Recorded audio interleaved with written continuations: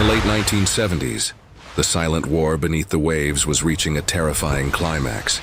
The United States Navy, with its new generation of ultra-quiet Los Angeles-class attack submarines and advanced SOSUS listening networks, was on the verge of achieving total acoustic supremacy. For the Soviet Union, this was an existential crisis, the foundation of their national survival.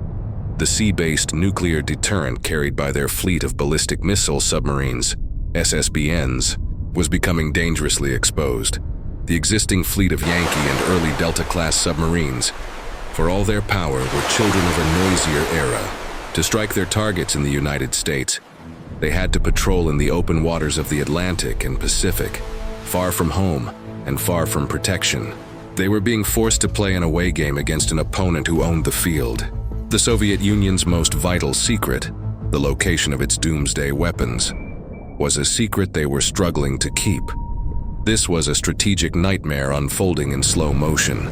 The entire doctrine of mutually assured destruction, the fragile peace of the Cold War, rested on the absolute certainty that if you were attacked, you could strike back with devastating force. But what if your ability to strike back was being systematically hunted and targeted before the war even began? If the American Navy could track and, in the opening moments of a conflict, destroy the majority of the Soviet SSBN fleet, the strategic balance would be shattered. The shield of deterrence would be broken. The Soviet Navy was facing a crisis of geography and technology. They could not match the West's global anti-submarine warfare network. They could not guarantee the safety of their submarines in a blue water confrontation. The game was rigged against them. A new strategy was needed, a new weapon was needed, and a new kind of fortress was needed to protect it. They had to stop playing the away game.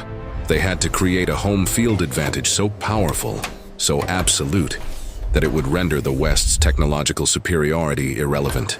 They needed to build a Bastion. The Soviet solution was not a single ship, but a complete integrated strategic system. It was a masterpiece of asymmetric thinking.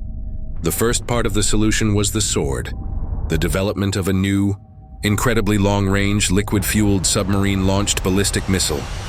The R-29RM. This missile was a marvel, with the range to strike any target in the continental United States. From the relative safety of the Soviet Union's own home waters, the Barents Sea and the Sea of Okhotsk, the second part was the shield designed to carry that sword. Project 667 BDRM Delphin, known to the West as the Delta 50 class. This new submarine was not a radical, revolutionary design like the colossal Typhoon. It was a deliberate, pragmatic, and powerful evolution. The designers at the Rubin Design Bureau took the proven, reliable hull of the preceding Delta III class and made it better in every way that mattered. It was made quieter, with new machinery rafting and acoustic dampening techniques. It was made more survivable, with an improved hull and sensor suite. And it was made larger, with a distinctive extended hump to accommodate the 16 new, larger, and more powerful R-29RM missiles.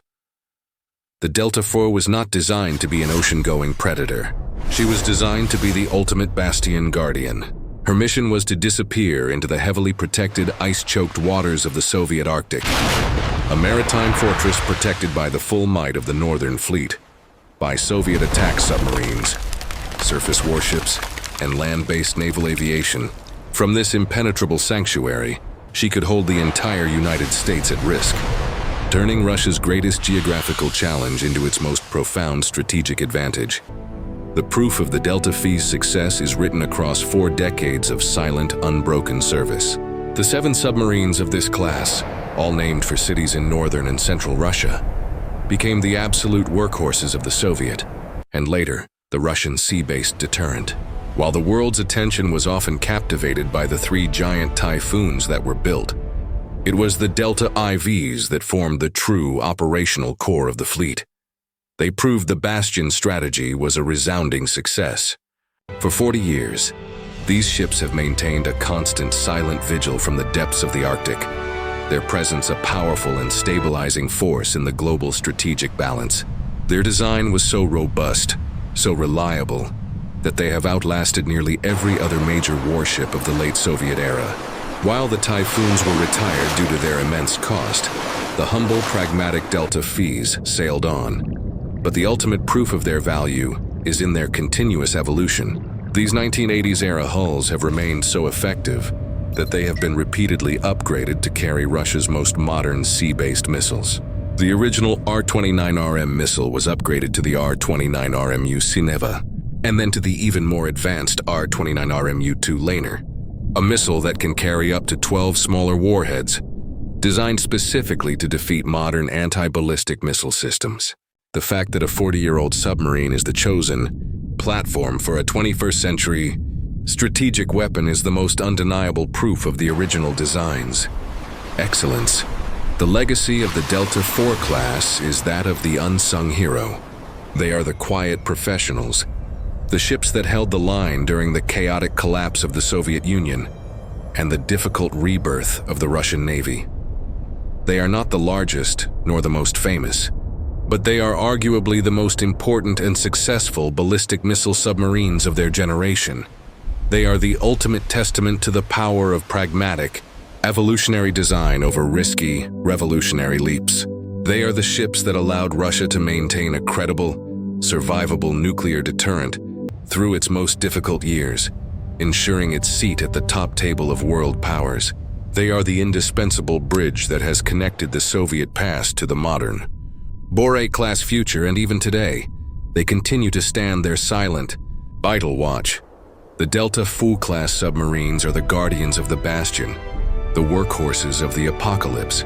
Their story is a powerful reminder that in the world of strategic deterrence, the most important strength is not always the loudest, but the most enduring. They are the unseen shield that has helped keep the peace for a generation. Share this video to explore the fascinating,